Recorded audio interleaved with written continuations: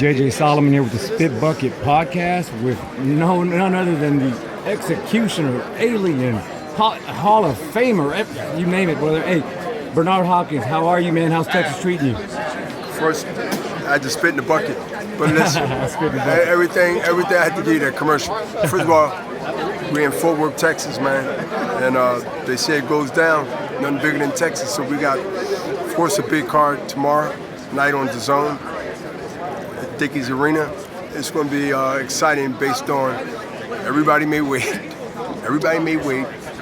And they taught a good game and that seeded game tomorrow night. So I'm excited, man. I know you're excited. You're here, and can't wait. Let's talk a little bit about Virgil. Last time we saw him in August up in Frisco, and you had big things to say, saying he's ready. How has your perspective and Oscar's perspective changed from where y'all at for his future plans at this point now?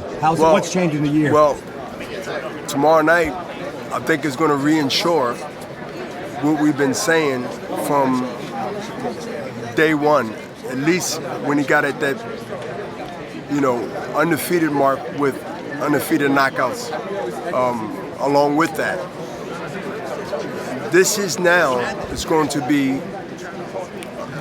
I believe, where people are going to say, wait a minute, is he really the real deal? And basically you can judge that by the opponents you fight and what you do with those opponents, how you get rid of those opponents. He's on the fast track, I believe, of proving us even more right every fight by fight. That's important. And when I mean proving the promotional team and people that say good things about Virgil, you understand that he's making us look good based on what he does in the ring.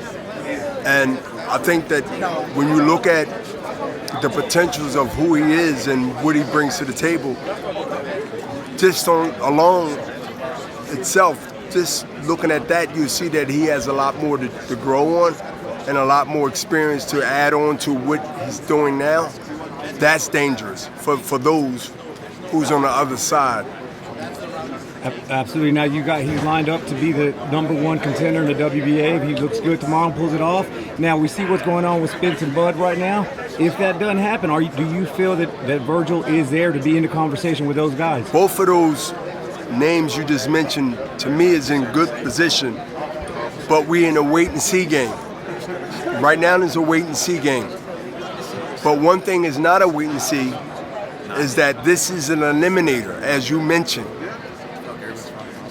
Virgil's is in the midst of that eliminator, or let's wait and see. He's in a good position, whether it goes right or whether it's going left. That, to me, puts him in the mix and can't be denied. And that's where we believe that Virgil's going to actually take advantage of that come Saturday night, tomorrow, at the Dickies Arena. Perfect. The opportunity you guys have, to manage superstars like Virgil and Ryan, is that an undertaking? Is that difficult with two guys like that who completely different personalities, different elements to their game? But how do you keep all those mouths fed? How do you keep everybody happy? They're managing two giants like that. You tell the truth. You tell the truth, and you give them what they ask for. They gotta want the fights that we ask for. The promoter and the management of the fighter and the fighter itself must want the same thing that the fans want, the promoters want, but in reality, the managers and the fighters must be the one that point who they want out. We work for them, they don't work for us. That's the difference between Golden Boy promotion and the past promotion or some present promotion.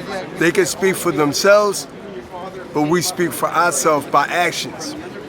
So we're not the boxing police academy, but what we are is an example for those who wants to follow the good examples of it. So yeah, every fighter should have respectful